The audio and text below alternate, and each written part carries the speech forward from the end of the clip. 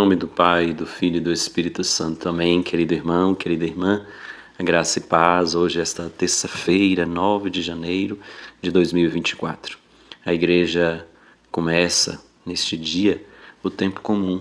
E hoje, nesta reflexão, logo depois de ouvirmos o Evangelho, eu vou falar um pouquinho sobre o que é o tempo comum. Você sabe qual é a importância deste tempo, por que nós chamamos de tempo comum esse tempo que nós estamos iniciando. Então acompanhe a reflexão e nós vamos refletir um pouco sobre este tempo comum, respondendo algumas questões que são próprias, deste tempo. Abramos o coração para ouvir o Evangelho de Jesus Cristo, segundo Marcos 12, 21b a 28.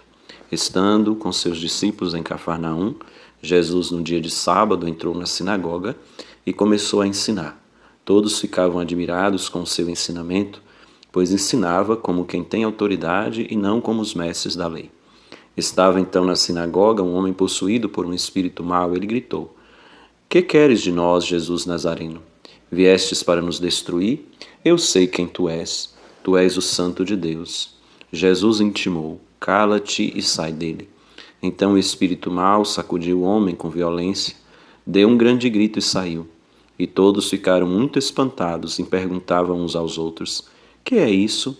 Um ensinamento novo dado com autoridade. Ele manda até nos espíritos maus e eles obedecem. E a fama de Jesus logo se espalhou por toda parte, em toda a região da Galileia. Palavra da salvação. Glória a vós, Senhor. Então, meu querido irmão, querida irmã, com essa celebração, com este dia, nós iniciamos o tempo comum, tendo encerrado com a celebração do batismo do Senhor, o tempo do Natal, o grande ciclo do Natal, nós iniciamos o tempo comum. E aí uma pergunta: por que esse tempo chama-se comum? Quais são as características desse tempo? Nós temos o ciclo do Natal, que é composto do tempo do Advento e o tempo do Natal. Depois temos o ciclo da Páscoa, composto pela Quaresma, a Semana Santa e a Páscoa, o tempo pascal. E agora nós temos o tempo comum, que acontece em 2 períodos. Agora nós celebramos o tempo comum até a terça-feira antes da quarta-feira de cinzas e depois retornamos ao tempo comum logo depois de Pentecostes e vamos até o sábado que antecede o primeiro domingo do Advento. Então, são 2 períodos do tempo comum, intercalados aí pelo período da Páscoa, pelo tempo da Páscoa, Quaresma e Páscoa.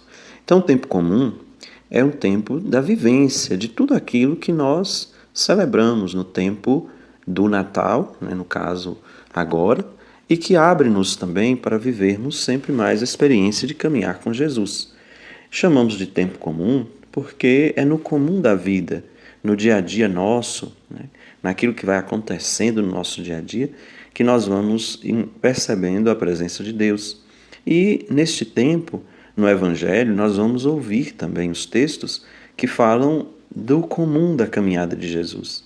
São as coisas que ele vai fazendo no seu cotidiano, no seu dia a dia, que iluminam também o nosso dia a dia, o nosso cotidiano.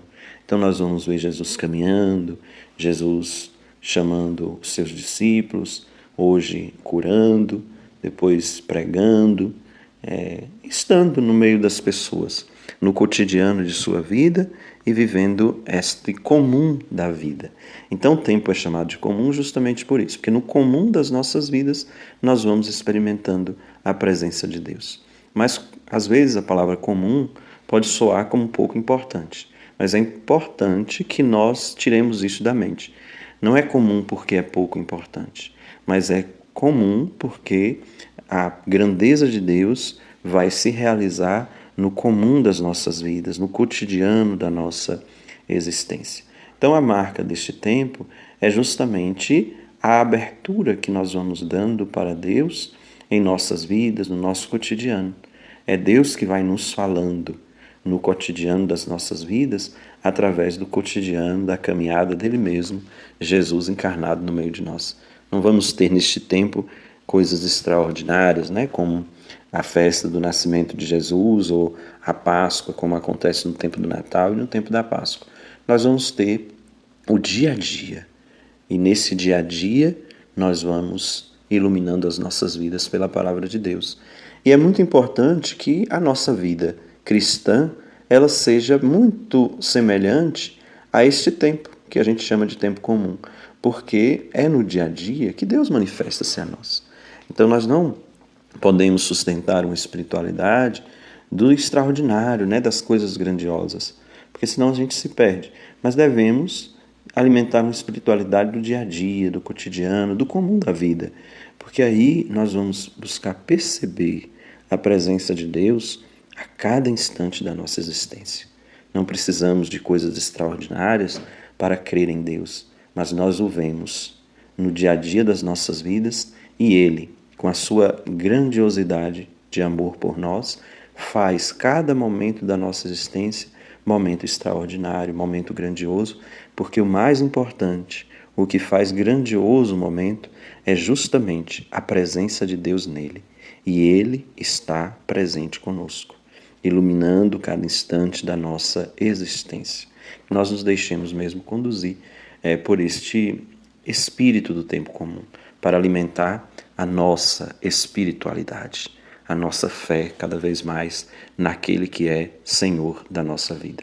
E este tempo é marcado pela cor verde, justamente para lembrar que nós devemos guardar a esperança, né, simbolizada aí no verde, esta esperança que vai nos renovando a cada dia para poder viver cada momento da nossa existência certos de que não estamos sozinhos e que o que nos aguarda no fim da caminhada é justamente a realização da totalidade da vontade de Deus em nossas vidas. Nós vivemos as alegrias, as dificuldades do dia a dia, certos de que um dia experimentaremos em plenitude a grandeza de Deus em nossas vidas. A nossa esperança cristã guardada em nosso coração. O Cristo morreu por nós para que nós santifiquemos cada dia e um dia experimentemos em plenitude a ressurreição que Ele tem preparado para cada um de nós. Nessa esperança, nós vivemos e devemos viver este tempo que o Senhor nos propõe.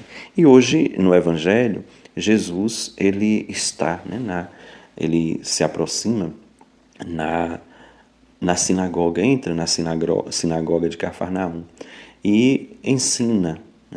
É interessante que o texto fala que todos ficavam admirados com os ensinamentos de Jesus, pois ele ensinava como quem tem autoridade e não como os mestres da lei. Como é que os mestres da lei ensinavam? Eles mandavam fazer e não faziam. Jesus ensina com autoridade, porque aquilo que ele ensina, ele vive. Então a autoridade de Jesus é justamente isso, é viver o que ensina e ensinar o que vive. Isso é autoridade. Hoje em dia há uma confusão sobre a autoridade, porque as pessoas acham que a autoridade é falar alto, é gritar, é impor poder. A autoridade é dar exemplo, é ser testemunha, é viver aquilo que ensina e ensinar o que vive. E aí Jesus, ele depara-se nessa sinagoga com um homem possuído por um espírito mau, como nos diz o Evangelho.